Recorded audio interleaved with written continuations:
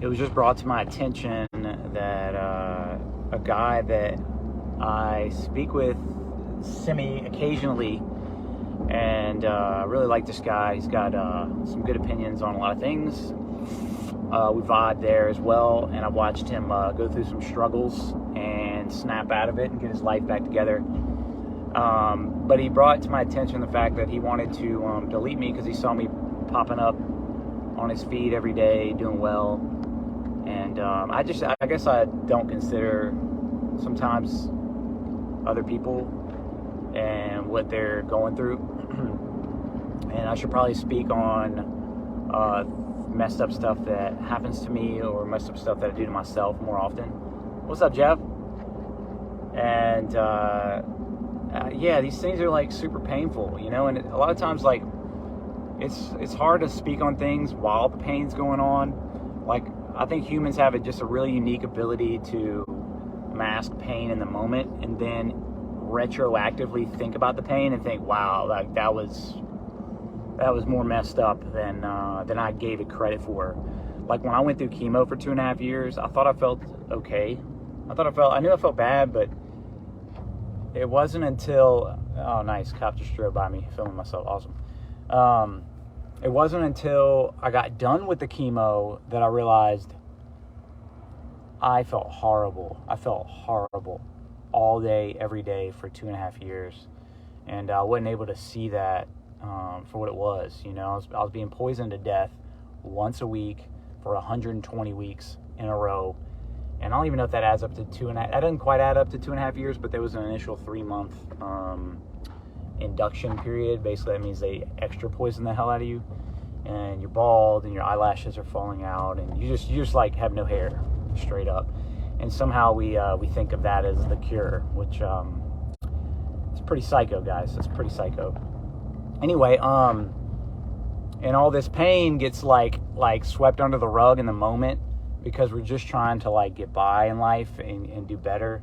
And it's not until we start like healing from the pain that we can really call the pain out for how severe it is or it was. And it's traumatizing. And so a lot of people don't want to talk about it because it's legit traumatizing. Anyway, about 3-4 months ago, I made contact with a store, and this dude started sending me deals. He gained my trust. I think he's a good guy, but he's got addictions that I didn't call out to myself and consider how that could affect our future business. But he's a gambler, and I haven't even heard his story yet, but I know that's what's coming. Anyway, it wasn't a total loss because this guy made me some money. And he went on vacation, and he asked me if I wanted to buy XYZ products from him. I said, sure, great. I sent him the money. He shipped the products out, so I thought. And then he said, okay, I got a couple more things. I sent him the money. Sure, no problem. Well, next thing I know, I'm checking my mail, like, where's the stuff at? And he's like, sorry, man, I'm out of town. I'll figure out what happened. Long story short, I don't know what happened. $7,700 later, and no product showed up from this deal. So I just sent $7,700 into the atmosphere. Hope maybe never to be seen again. And then, this isn't his fault, but then he, like, to try to make up for it, he sends me a guy. This guy sells me a ton of product. The profit will be about $3,500. So I'm like, okay, cool. If this guy never pays me back, in my head, I can at least say I'm only out $3,200 net, because this other guy would have sold to him and not me. This guy sells me the stuff, all good. I'll put it up for... All right, I'm back. Sorry about that. So I'll put it up for sale. This guy says, sure, I'll take it. I get really good vouchers from this guy. And so I, against my better judgment, I send it to him to be paid when it arrives. And all of a sudden, this dude gets it, lose contact, ignoring me. And I find out that this guy's account had been hacked. And the dude that was talking to me wasn't him. It was a guy that was acting as him that wasn't him. So this dude was not even real. Like, this deal, again, into the atmosphere, never coming back. That was $12,500. And so we are right at 20 grand, right? And, you know, granted, my cost on that deal was 8,500 or 9 grand. And so, I mean, that's my actual, like, real net loss. 12 and a half or 12 was my loss in, you know, potential gross. That's 20 grand. It's 20 grand. It's a lot of money, you know? And then, I get back from, I go to San Antonio, right at San Antonio, do this hemp conference, pay a couple grand for that. And while I'm out there, my car starts acting up. I pay $1,600 to get it back running. It was $1,500. Gets back running. I'm like, good. I bring it to a place locally. I pay them $1,600 because it starts messing up again. Starts messing up again right after that. It's $3,100. I take it back to them. They tell me, oh, the engine's blown. So now, okay, so I got a loss on that. So I got $3,100 plus whatever value I got lost because of the engine being blown. I don't even want to calculate it. But it feels bad because I really like that car. That was my Volt. Rest in peace. I sold that thing. And then I put my truck up for sale because I was tired of having a dually. I don't know if you ever ridden a dually, but it's just like so wide. You know, it's hard to drive. It sucks. And the truck's done me well. But the thing is, now I only have one car. I'm used to having two cars, meaning like I have a backup car. Right now, I don't have a backup car. It's the first time I haven't had a backup car in a long time. I like having a truck when I need to do truck things. And I like having a car when I need to do car things, driving all around like I do.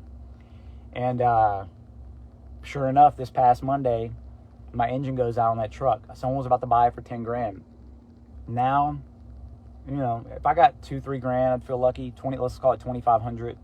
I have some preliminary offers in that range, you know, with the blown engine. But that's another, you know, $7,500. So we're sailing past 30K, guys. Past 30K. And on top of that, I need a replacement vehicle. So I got the Corolla in the works for $8,500, and then I got this truck for $17,000. Dude, this has been like, I can't even like, I'm just numb right now. That's what I'm trying to say. I'm numb right now to where I don't feel the pain. I just feel like this sucks, and I gotta just like stick with it and just keep going. There'll come a point where I'm able to process this pain and just be like, dude, what moves could I have made with that money? I mean, who else could I have like donated some of this money to? Even donating 10% of that to a friend or family member could have been a life-changing thing. And I'm just bleeding chips out here. And it sucks. And so it's not just all good. Like my life is just all good. And there's some other stuff that I don't even want to talk about right now. I was telling a friend about it in the comments, but I don't want to get into it right now. But that's like just money. I mean, then there's business, there's personal, there's relationships, there's social, there's spiritual. You think I'm like crushing on all those levels? Some of them, you know, and some of them not. And to the point where I can't even talk about it because it is current pain, and I'm just not going to go there. I'd rather just numb it out and just continue grinding and kick that can down the road till later on, like a good man does. Just bottle it up, guys. Bottle it up until you do something stupid, you know? And it's not that bad. I have plenty of resources to deal with my struggles. I got counseling. I got a million friends. I have a lot of support from my family, you know, very blessed in those ways. But there's a reason why people only talk about pain in the past tense, because in the present tense, it's painful. And you don't know how to speak on it accurately. You could never do it justice as to how painful it is. All right, I'm at Home Depot. I got to run, guys. Love y'all.